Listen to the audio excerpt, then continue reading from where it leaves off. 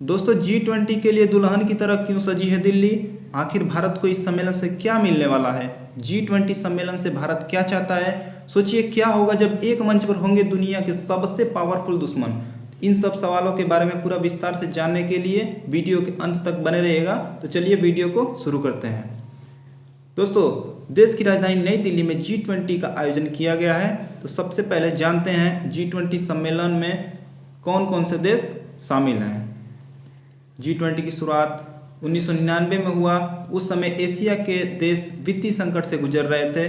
तब इस संगठन को बनाया गया ताकि वित्तीय संकट से निपटा जा सके। शुरुआती दौर में वित्त मंत्री और बैंकों से जुड़े अफसर इस ग्रुप का सदस्य हुआ करते थे, लेकिन इस सम्मेलन की सफलता को देखते हुए विस्तार कर दिया गया और साल 2008 में इस ग्रुप को राष्ट्रीय प्रमुख के लेवल पर ले जाया गया। आर्थिक नीतियों से अलग और भी नीतियों पर इस सम्मेलन में चर्चा होने लगी, परंतु वर्तमान की बात करें तो पूरी दुनिया की 80% GDP इस ग्रुप से आती है, जब दुनिया की 2/3 आबादी इस ग्रुप के सदस्य देशों में रहती हैं।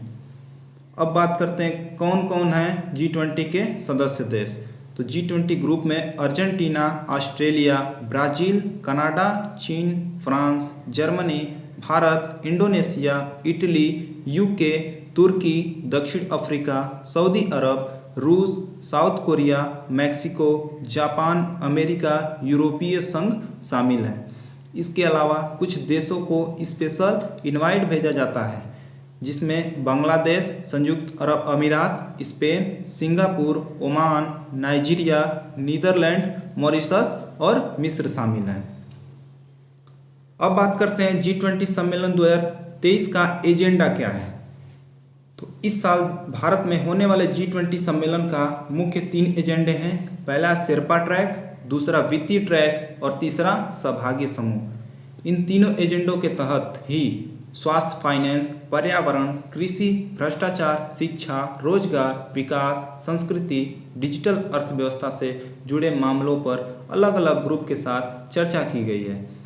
G20 की देशों की यही एरिया है जिन क्षेत्रों में आपसी संबंध स्थापित किए जाने हैं। पिछले एक साल में दिल्ली, श्रीनगर, लखनऊ, गोवा, भुवनेश्वर, वाराणसी, सिलीगुड़ी समेत अन्य शहरों में इन्हीं मसलों पर अलग अलग बैठक हुई है। अब बात आती है कि भारत को इस सम्मेलन से क्या हासिल होगा। तो दोस्तों, ये बैठक भारत में हो रही है, तो इस दौरान दुनिया कई मुद्दों पर बटी हुई है। दुनिया के महाशक्ति कहे जाने वाले देश एक दूसरे के सामने खड़े नजर आ रहे हैं। एक तरफ रूस यूक्रेन के साथ युद्ध कर रहा है, वहीं यूक्रेन की मदद करने की वजह से रूस अमेरिका जैसे देशों से नाराज बताया जा रहा है। तो वहीं चीन और अमेरिका के बीच चल रहे कोल्ड वार किसी से छिपा नहीं है, जबकि भारत भी चीन के साथ अपने सीमा मसले को सुलझाने में लगा हुआ है। रूस यूक्रेन युद्ध के शुरुआत होने के बाद से ही भारत की विदेश नीति काफ़ी चर्चा में है। इस दौरान G20 की अध्यक्षता मिलने से एजेंडा स्थापित करने का मौका मिल सकता है। भारत का रूस इन विषयों पर कैसा रहता है, ये मायने नहीं रखेगा। यही वजह है कि PM नरेंद्र मोदी जी और भारत सरकार इस सम्मेलन को सफल बनाने में जोर शोर से पूरी लगन से लगे हुए हैं। तो दोस्तों, ये थी G20 शिखर सम्मेलन से जुड़ी पूरी जानकारी।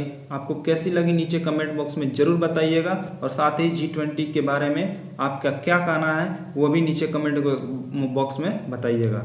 और अभी तक आपने चैनल को सब्सक्राइब नहीं किया तो जल्दी से चैनल को सब्सक्राइब करके बेल आइकन को दबा दीजिए, जिससे कि नई नई जानकारी सबसे पहले आपको मिलती रहे। ऐसी जानकारी के साथ नए वीडियो में पुनः मिलते हैं DS एजुकेशन के साथ। तब तक के लिए नमस्कार, जय हिंद दोस्तों।